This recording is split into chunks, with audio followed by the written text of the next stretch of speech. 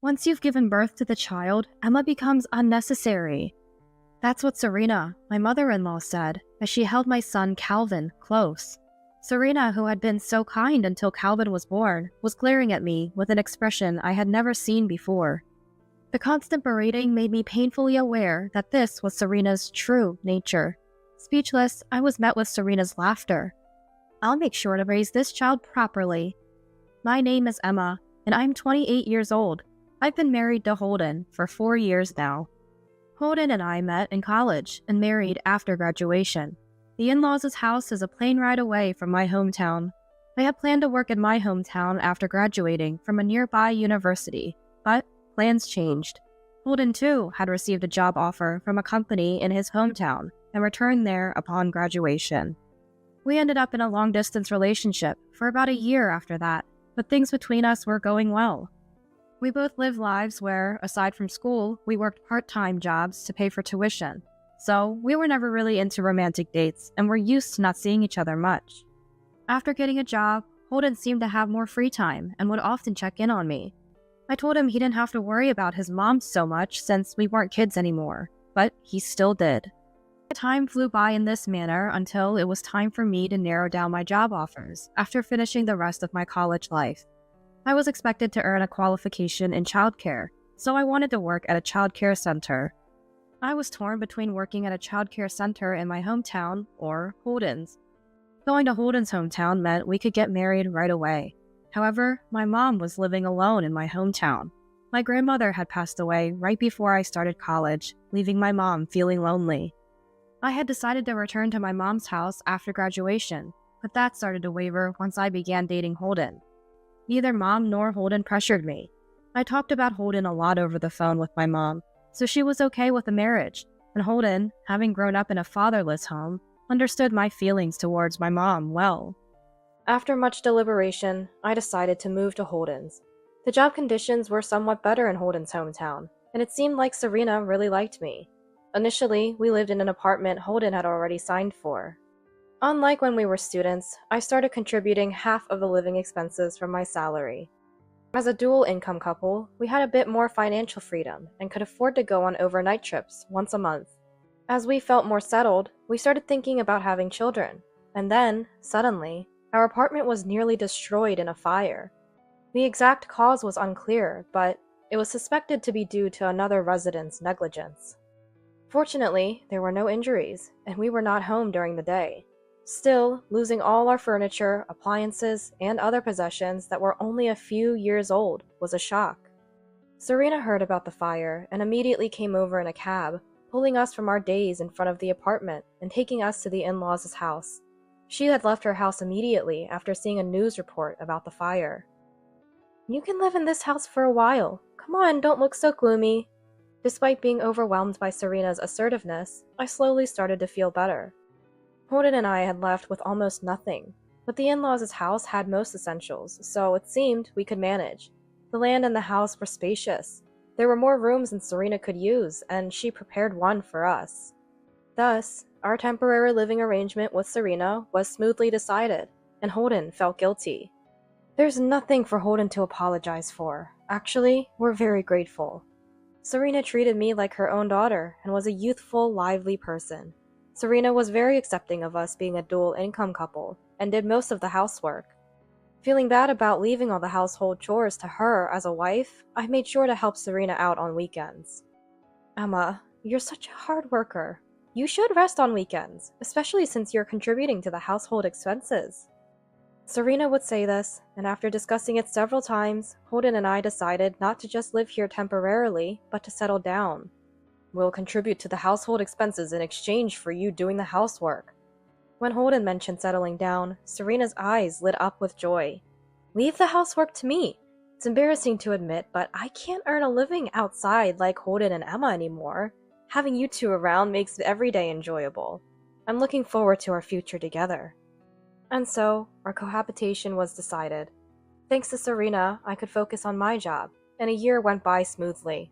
However, I started feeling unwell more frequently around this time. Serena noticed something was off and urged me to go to the hospital.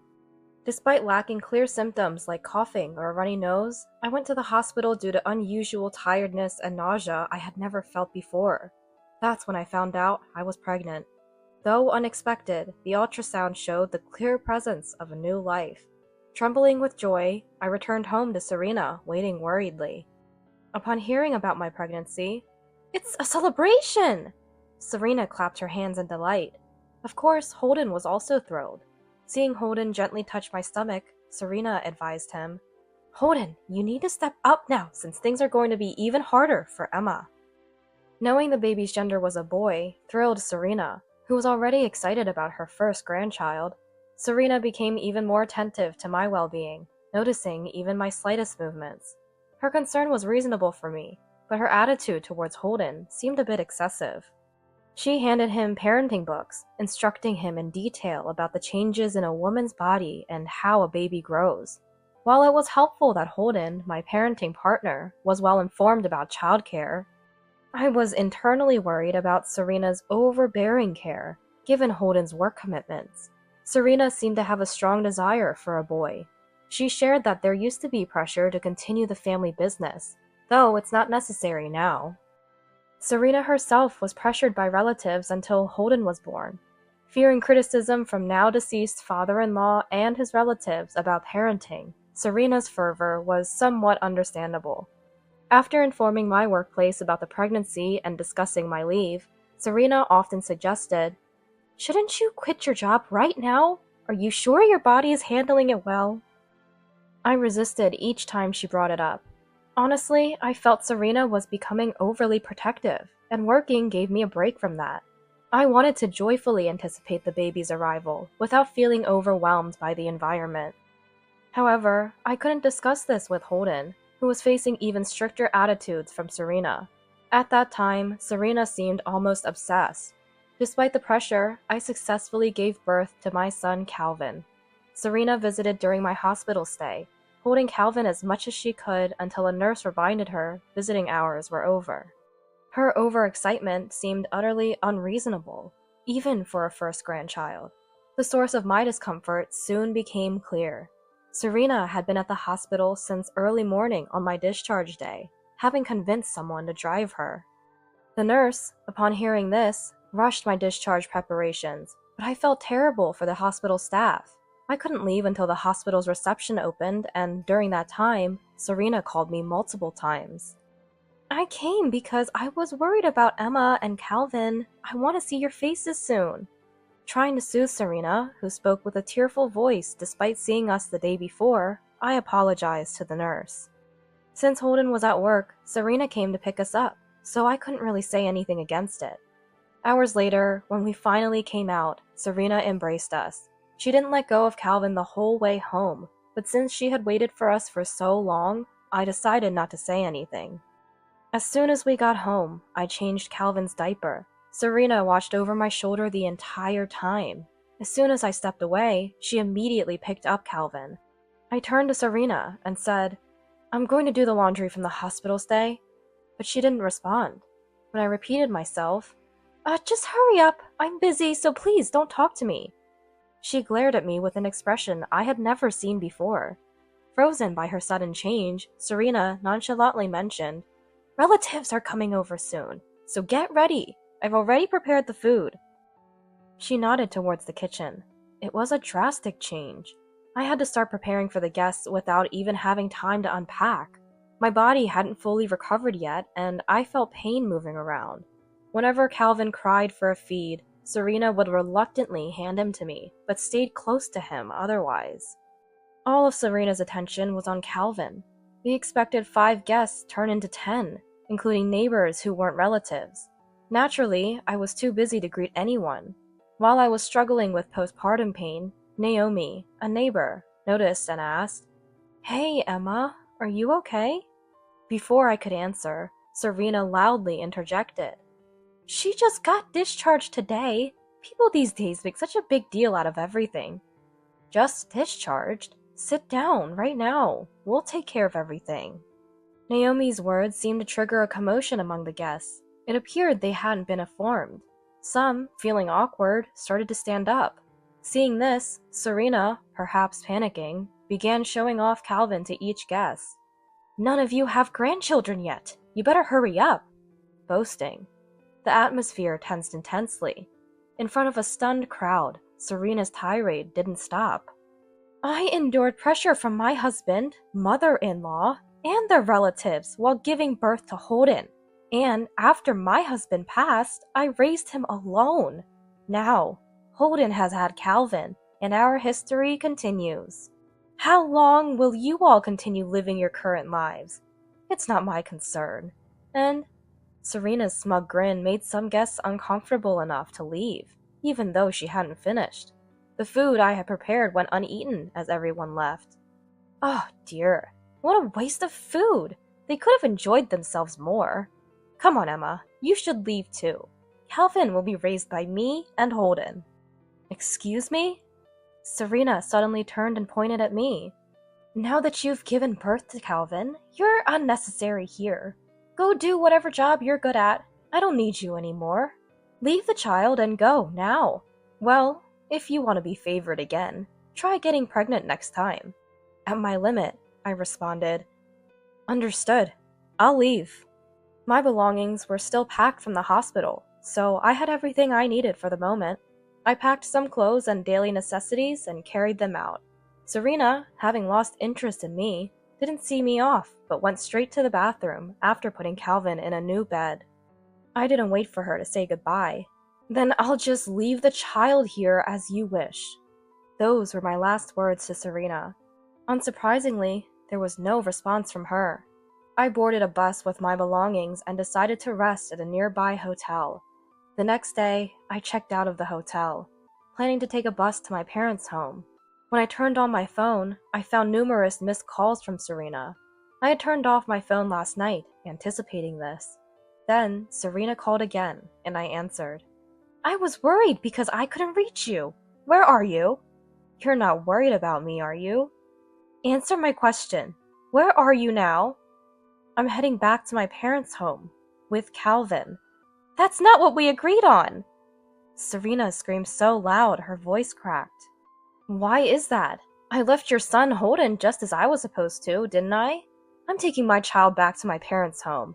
Serena growled like a beast, finally understanding the situation. When I left the in-laws' house, Serena hadn't seen me because she was in the bathroom, so she didn't realize I had taken Calvin with me. She must have come out of the bathroom after I had completely left, too late to catch up. Since then, she had been calling me repeatedly. Now that I had turned on my mobile phone, she was finally able to reach me. I had left without telling Holden, so both of them must have been in a panic. I knew it was a harsh way to deal with Holden, but I thought I needed to get away from Serena first. Dragging a newborn around for hours is cruel, don't you think? It's much better than not letting me and Calvin rest on the day of our discharge, as you insisted. Plus, my mom came to pick us up halfway, so we're taking breaks on the way back. Oh, and after hearing the situation, my mom said she won't let Calvin see her again. So, I guess there will be no further interaction with you. Thank you for everything, Serena. Take care. Without waiting for Serena's reply, I hung up immediately. I set Serena's number to block, then hurried home. My mom had quickly prepared, and when I got home, a clean baby bed was already set up. It must have been tough. You're probably exhausted. We can talk about everything later. For now, both you and Calvin need to rest. Just as my mom said, Calvin had been constantly on the move since yesterday, always crying. Thinking about the hardship I had put my newborn through brought me to tears, and my mom was there to comfort me the entire time. It was the moment my pent-up tension finally broke. Calvin was doing well, and the day passed by quickly. Having been alone for so long, the house has suddenly become brighter, my mom said, soothing Calvin without any sign of discomfort. A month had passed, and I had gotten used to Calvin's routine, finally finding some time to breathe. But then I received a call from an unknown number. I had a bad feeling about it. As expected, it was Serena. Hey, where's Holden? Is he there with you? Serena's voice, which I hadn't heard in a long time, sounded much older. To think you would take away Holden after Calvin, you heartless woman. Instead of arguing with Serena's ranting, I passed the phone to Holden, who was beside me. Mom? Actually, the business trip I mentioned was a lie. Over the past month, after hearing Emma and her mom's story, I was shocked by your sudden change. I can't believe you would harass Emma. Sorry, but I'm prioritizing Emma and Calvin. Movers will come for my things soon, so don't touch the boxes in the storage. Also, I've quit my job, so calling there is pointless. Please don't contact us anymore. Holden spoke unilaterally before hanging up. It was a difficult decision for him, fearing that prolonging the conversation might lead to unnecessary attachment. The day after I left the in-laws' house, Holden also reached out. When I told him that Serena had taken Calvin from me and kicked me out, he immediately decided to cut ties with Serena. He informed his company of the situation and began the resignation process, packing his belongings in secret from Serena. When he finally met Calvin after taking refuge here, Holden cried for a long time. Now we were cooperating in raising Calvin, which gave me a sense of relief. Holden had already started looking for a new job. With the skills he had acquired from his previous job, it seemed likely he would find a good position even as a mid-career hire. Soon after, we moved out of our old house. The sale of the land provided a bit more money, so my mom covered all the initial costs for the new house. To our surprise, after we had moved, Serena showed up at the old house by plane. By the time Serena arrived, the house had been demolished and turned into an empty lot. After some hesitation, she called Holden and found out we had moved. Holden then blocked Serena's calls. Serena had lost all means of contacting us. Holden occasionally receives texts from a close relative.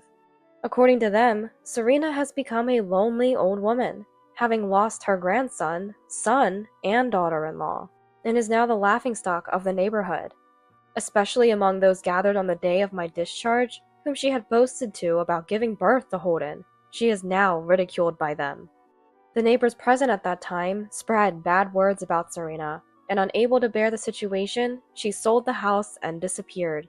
The aged sound in her voice when she called me might have been because she was already facing backlash. What goes around comes around, as they say. I hope Serena lives her remaining years with dignity, not forgetting this lesson. As for us, we are thriving with each new day. I can't take my eyes off Calvin's daily growth, and my mom seems rejuvenated by his energy. Holden has successfully found a new job and cherishes his time with Calvin despite his busy schedule. Surrounded by people who care for Holden and me, I am living a peaceful and happy life. We run a farm, and one day, a bank officer responsible for loans showed up unexpectedly. Sponsoring a company with no future is pointless. It would only tarnish my reputation. Why do I have to deal with such a farm? And berated us. Believing him to be an elite, the banker continued. There's no money for a debt-ridden farm like yours. The loan is cut off. Pay back the $100,000 we lent you by next week. My name is Emily, 32 years old. I run the farm with my husband Christopher and my parents-in-law. I started working at a restaurant right after graduating from high school. Christopher was a part-time worker at the restaurant, and initially, I learned a lot from him about preparing vegetables, which led to frequent conversations. He was attending an agricultural college, knew a lot about fresh vegetables and cooking methods, and was a dependable person. Talking with Christopher was always fun, and when he graduated from college, I confessed my feelings, and we started dating. Christopher went back to his hometown to take over the farm, turning our relationship long distance, but it went well, and after working 4 years at the restaurant, I married him. Christopher had always been passionate about continuing farming to have many people enjoy his vegetables, which I supported, leading me to move in with his parents and help with the farm after marriage. Contrary to the common stress from the mother-in-law and daughter-in-law conflicts, my mother-in-law Ashley and I get along well. Our family works together happily on the farm, which is our pride. Using my restaurant experience, I started making processed goods, selling them on websites and cafes. Gradually, word of mouth spread, and our sales began to increase. Visiting restaurants to promote our vegetables became an essential part of my job, where my negotiation skills often come in handy thanks to my restaurant background. 2 years into our marriage, our daughter Jessica was born, and now our family of 5 lives harmoniously. Jessica, turning 8 this year, grows up healthy, playing in nature and eating fresh vegetables daily, making me grateful for marrying Christopher. Our company has been continuously receiving loans from a bank closely associated with father-in-law James. The bank's loan officer, Mr. Smith, has been very helpful, teaching us anything we needed to know. One year, with Mr. Smith's retirement, we had to deal with a change in the bank's loan officer. It's the bank's policy to change officers every few years, and this was the 4th time for us. Mr. Smith was the most approachable and supportive officer we had encountered.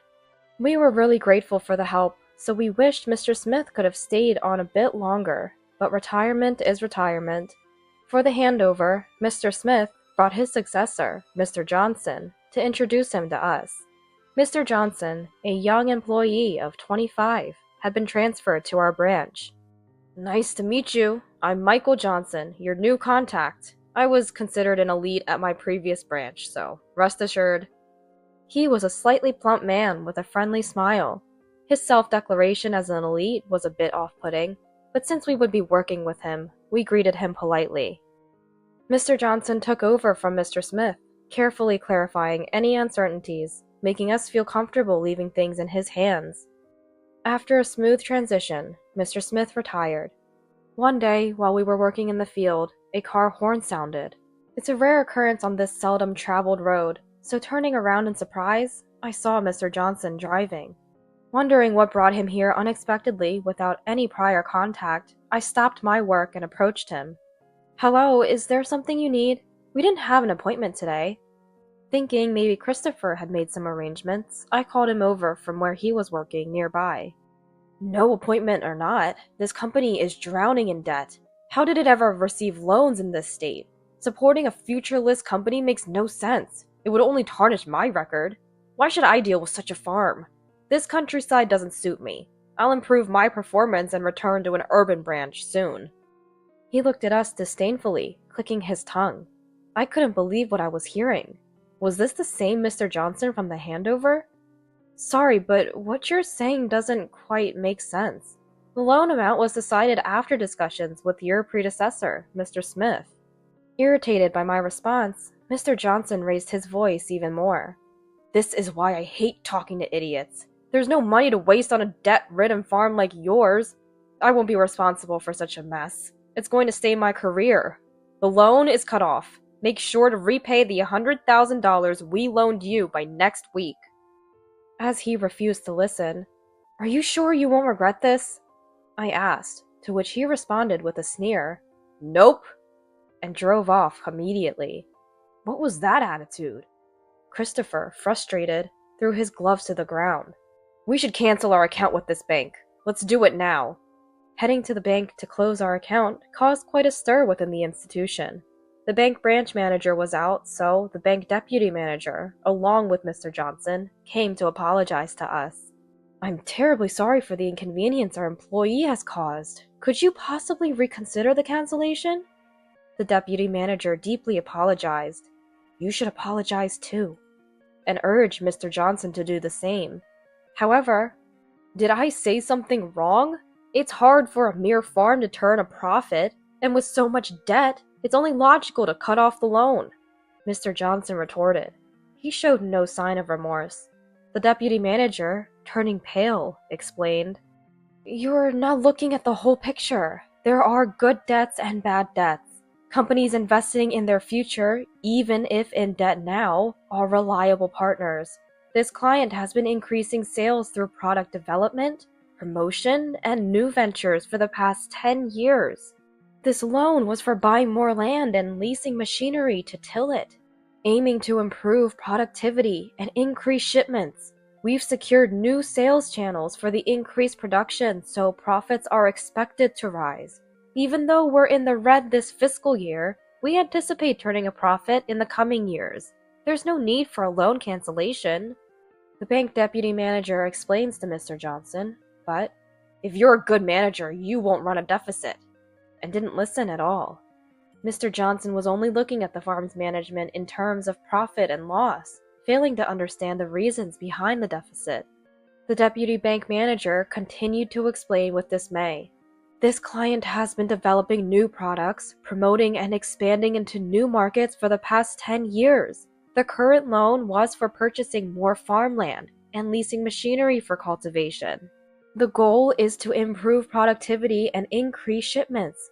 With the new sales channels secured for the increased output, profits will rise.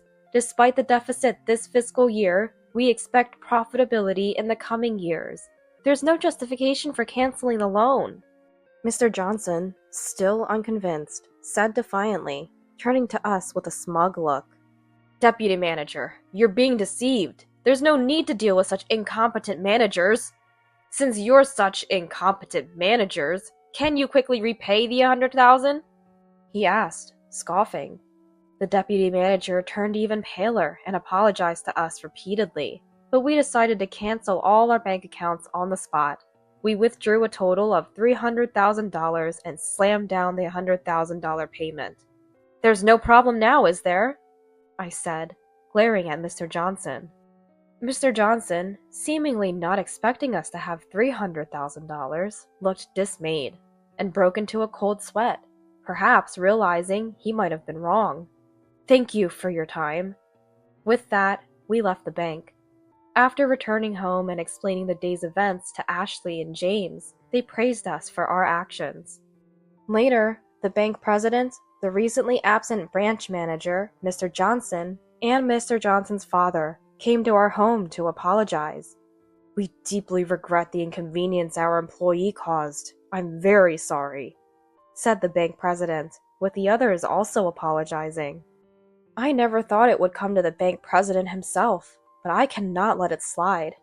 Then, Mr. Johnson's father, I'm terribly sorry for the inconvenience my son has caused you, apologized profoundly.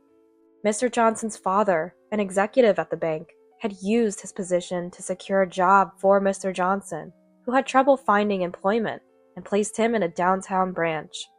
However, due to his poor performance, he was demoted and transferred to our branch, which he shared with us. It was frustrating to be assigned someone like him, but what irritated me the most was seeing such a high-ranking bank official apologizing. Yet, Mr. Johnson showed no sign of remorse. This was the most frustrating. His attitude, standing at the back with his hands clasped and one foot forward as if bringing his father meant he was automatically forgiven, was the most irritating. No matter how many times you apologize, I cannot forgive you. It seems Mr. Johnson has not reflected on his actions. I said coldly, and Mr. Johnson's father, I will have a serious talk with Michael. However, Michael is still 25, young and learning about society. Could you possibly forgive him this time?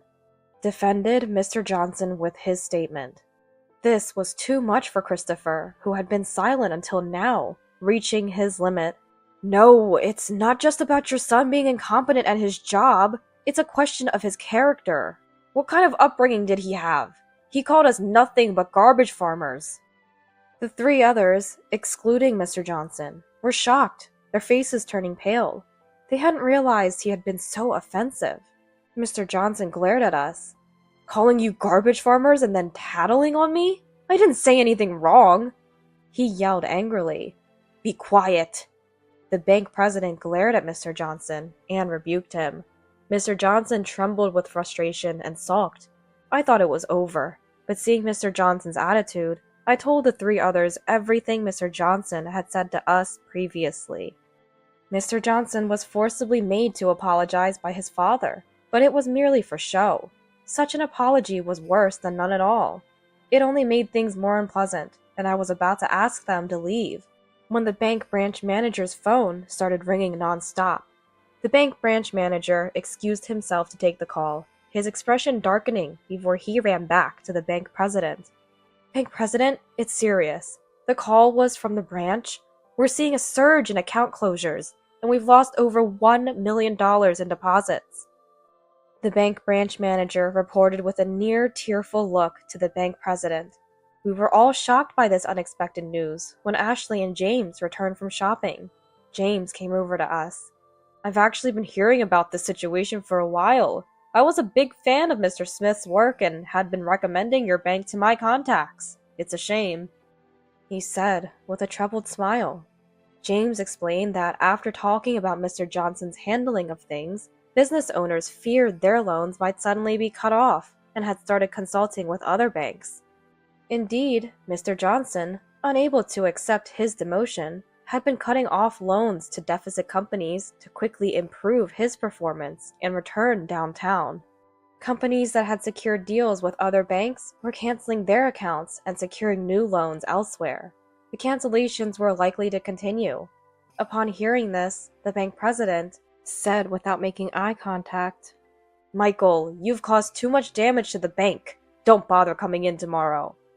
Mr. Johnson couldn't seem to accept those words. "What does that mean?" he asked the bank president back. "It means you're fired. I'll inform you of the official termination date later, so please wait at home until then," the bank president said with a sharp look. Truly the top of the bank. "No way!" Mr. Johnson turned pale and pleaded with his father. "Dad, do something, please. I want to aim for the top at the bank. Now that it has come to this, I can't protect you anymore. Where did I go wrong in raising you?" Mr. Johnson was abandoned by his father, and in desperation, "I'm so sorry. I'll make sure this doesn't happen again. So please, could you forgive me?" He came to us and apologized. It was a punishment for thinking he could get away with anything because his father was an executive. Of course, I had no intention of forgiving him. "So, you finally apologized, but I have no intention of forgiving you. This is the natural outcome. Please never show your face to us again." With that, I kicked Mr. Johnson and his group out of the house. Mr. Johnson lingered at the front door for a while, crying and apologizing, but we didn't respond at all, so he left. Later on, Mr. Johnson's official dismissal was decided. In the countryside, neighborhood gossip spreads quickly. Even ordinary people who heard that companies were moving their bank accounts to other banks feared that the branch might close and were transferring their savings to other banks. Sometimes I pass by the bank, but it's deserted and lacks vitality. It might only be a matter of time before it goes under. I wondered why Mr. Johnson had been sent to this branch, but it turns out this place was doing well, and they thought it could cover for one bad employee. That one employee led the branch to the brink of closure. Mr. Johnson's father was demoted as a result of taking responsibility, and it seems he hardly has any work now. Mr. Johnson tried to use his experience to work at another bank, but his bad reputation had spread so widely that he could no longer work in the same industry. Naturally, no bank would hire him, and it seems he's being rejected at the document screening stage, even by other companies. I heard rumors that he's now living by juggling part-time jobs from morning till night without a day off. We have started using other banks as our main banks, and were able to receive loans under better conditions than before. As Mr. Smith had predicted, we made a profit the following year, steadily reduced our deficit, and succeeded in turning a profit after a few years. The vegetable jam I developed was featured on TV and became popular on social media for its appearance as well. More than anything, I'm happy we could make Christopher's dream of having many people eat the vegetables he grew come true. Christopher is even more motivated to grow vegetables and has succeeded in creating new varieties. The company's increased fame has also led to more people wanting to work with us. Now that people are gathering from all over the country, we have no problems with the serious shortage of successors or securing personnel in agriculture. Currently, we are further expanding our business scale, making part-time work possible, and creating a nursery to contribute to the local community by providing a work-friendly environment for the locals.